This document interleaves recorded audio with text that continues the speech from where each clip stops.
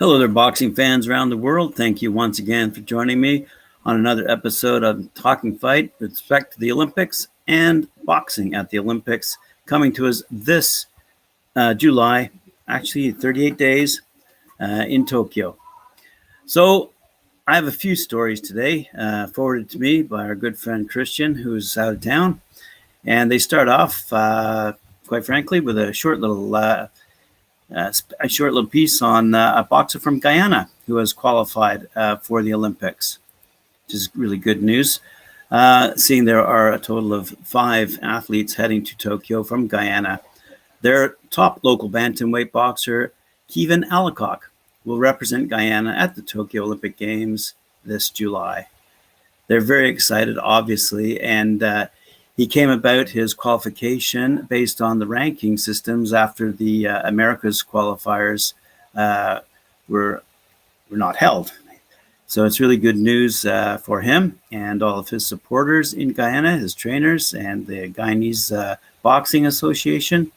And it's interesting to note, as they note, that Guyana's lone Olympic medal was won by a boxer in 1980 when Michael Paris won the bronze in Moscow.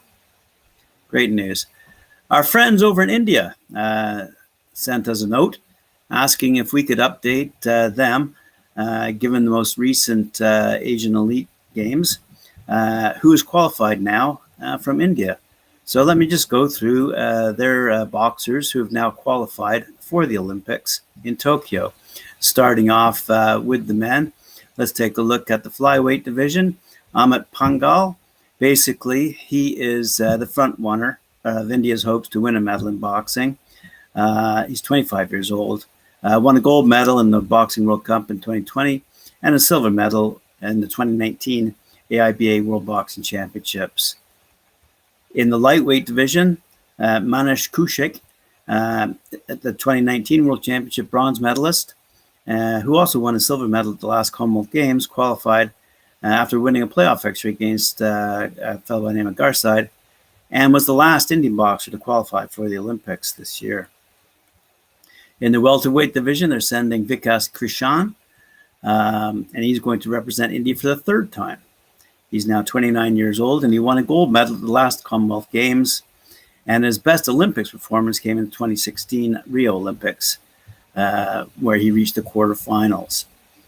And he's saying he thinks that this will be his last Olympics. In the middleweight division, Ashish Kumar, who was a silver medalist in the 2019 Asian Boxing Championship.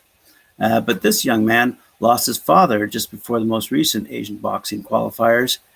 But it didn't stop him from qualifying when he defeated Mikhail Mushkita to seal a place and win a ticket to the Tokyo Olympics.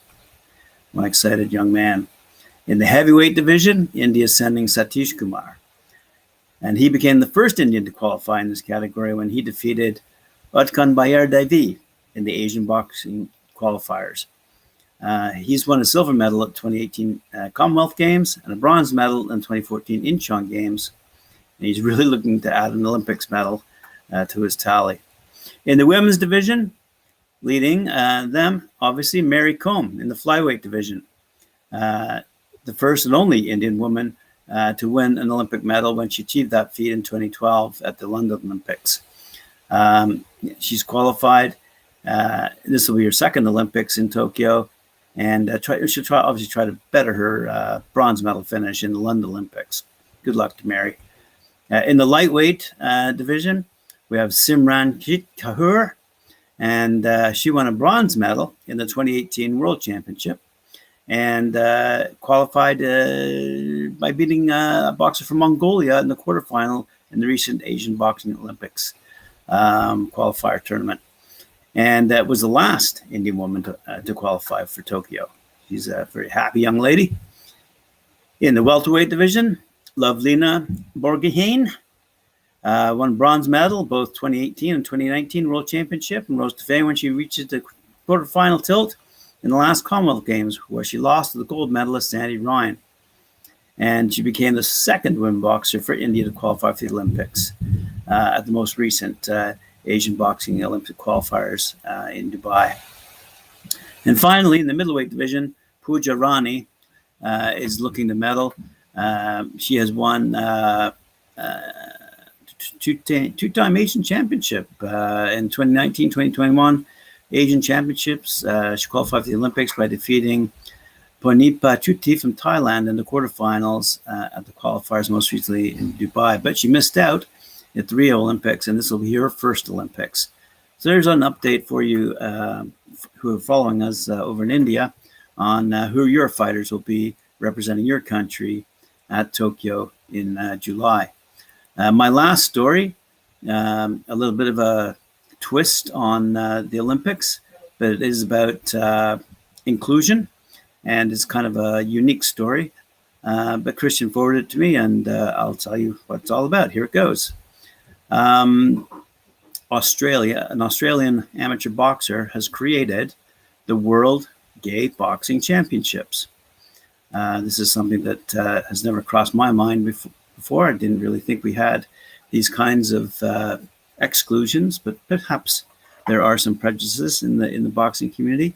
Nonetheless, he's going to shatter them with the support of the Australian Boxing Federation.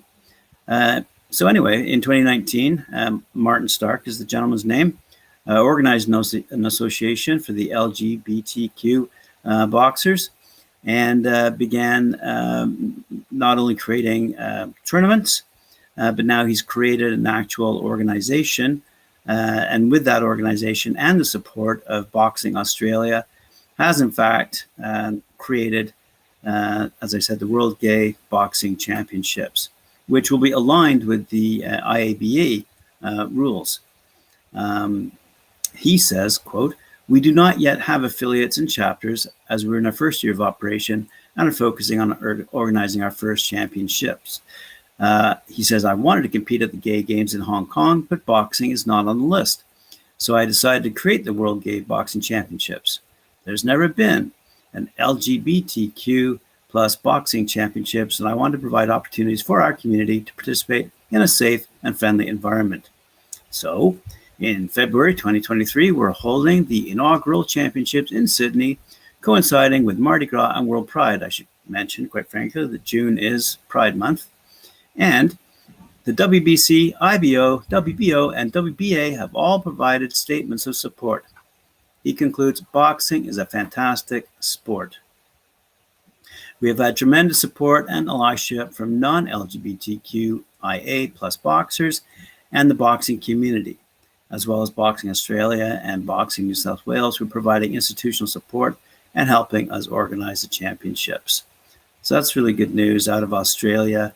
And for those people, both men and women, across that range, that spectrum of diverse activity, who want to box and compete in the ring.